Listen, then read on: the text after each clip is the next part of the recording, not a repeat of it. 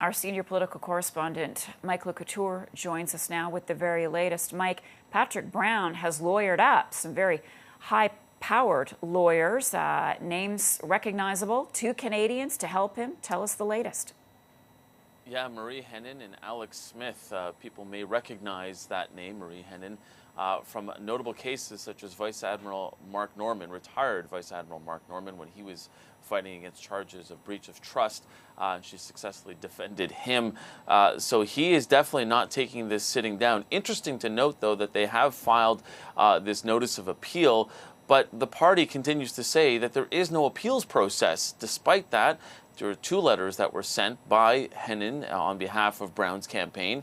One warning a number of people within the party that any kind of communication about this may become evidence and that they should be keeping all of that kind of stuff for evidence. And the other one that was very, very clear. Have a look at a part of this letter that was sent by Henein and on behalf of Brown, talking about the case and saying, to be clear, Mr. Brown has engaged in absolutely no misconduct. Your refusal to specify the allegations grounding your recommendation demonstrate this. He has refuted all of the information, the paltry information, it goes on to say, that you have provided, and repeatedly asked for particulars. It goes on to say, to call all of this Kafkaesque and politically motivated, again reiterating what we just saw from Robert Batherson, saying that the party says that, look, the complaint has come from within Brown's own campaign.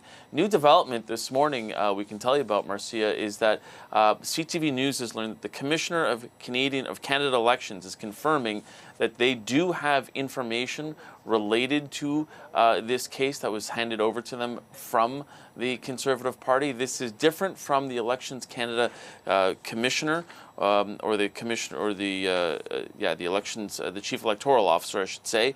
So this is the independent officer, the Commissioner of Canada Elections. This is the independent officer whose duty it is to ensure that the Canada Elections Act is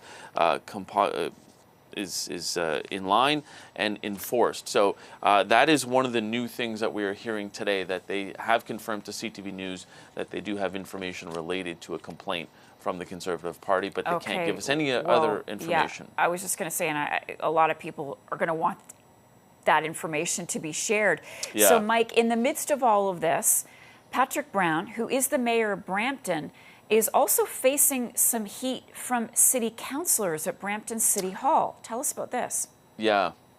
Really interesting how this has really all sort of turned when these types of complaints came out, and then you had councillors yesterday who were at City Hall, making these allegations about Brown and talking about how the business of City Hall has basically ground to a halt during this time while he has been in leadership mode for the Conservative Party leadership. Have a listen to a couple of the councillors and what they were saying.